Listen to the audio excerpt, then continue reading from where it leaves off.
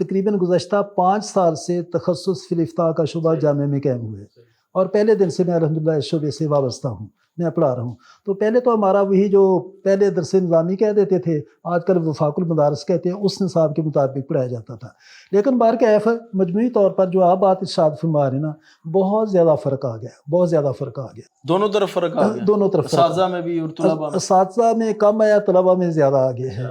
شاید اس کا ایک اسباب یہ ہے کہ پہلے ہم نے اپنے دور میں دیکھا کہ رات کو ہم بھی پڑھتے تھے۔ پہلے تو بات یہ ہے کہ گھنٹہ 1.5 گھنٹہ کچھ عرصہ تو جامعہ میں اس دور میں یہ معمول تھا کہ مغرب کی نماز سے لے کر عشاء تک اجتماعی طور پر مطالعہ کا پیریڈ ہوتا تھا، ایک استاد نگرانی کرتے تھے، سارے طلباء بیٹھ، ابھی بھی کچھ مدارس میں ایسے ہوتا ہے، حالانکہ اس وقت جامعہ میں بجلی بھی نہیں تھی۔ ایک بڑا دیے جلتے ہوتے 1962 میں جامعہ بجلی آئی، تو 2 سال ہم نے بغیر بجلی کے گزارے وہاں۔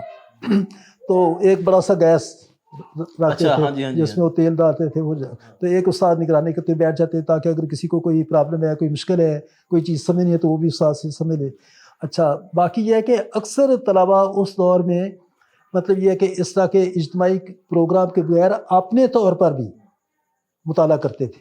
لیکن افسوس کہ موبائل جہاں اس کے بہت سارے فوائد بھی ہیں، بلا شک و شبہ عصر دور کی ایک بہت ہی ناگزیر ضرورت بن گئی ہے، لیکن ہمارے طلباء اس سے مثبت فائدہ اٹھانے کی بجائے مس یوز کرتے ہیں۔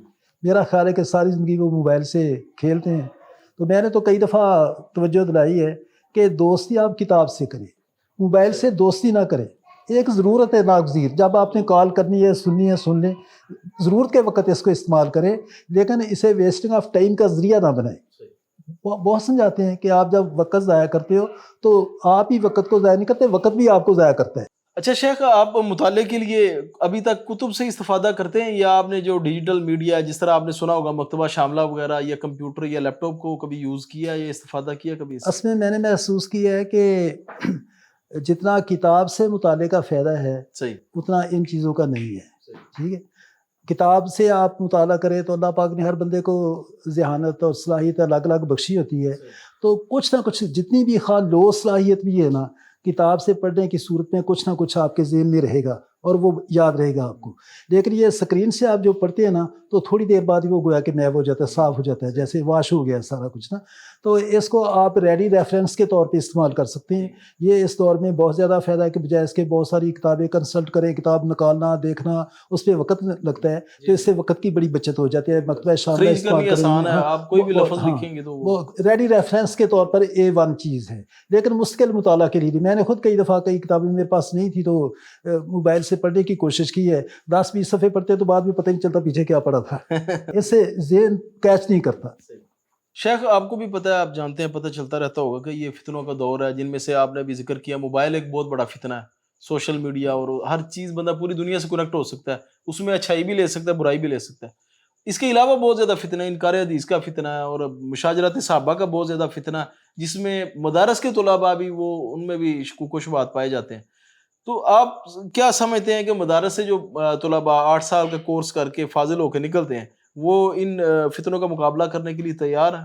اس میں دیکھیں جی کہ ہمارے جو مدارس کا نصاب ہوتا ہے نا، اس سے مقصود یہ ہوتا ہے کہ طلباء میں اتنی استعداد پیدا ہو جائے، ایک تو وہ خود کتابوں کا مطالعہ کر سکیں، اور دوسری بات ہے کہ معاشرے کو جن چیزوں کی ضرورت ہے ان کے بارے میں رہنمائی فراہم کر سکیں۔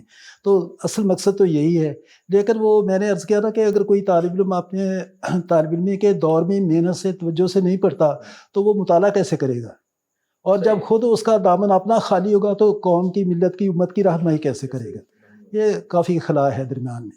کھانا چھوڑ دو، پینا چھوڑ دو، ممکن ہو تو سونا بھی چھوڑ دو، لیکن مطالعہ کبھی نہ چھوڑو۔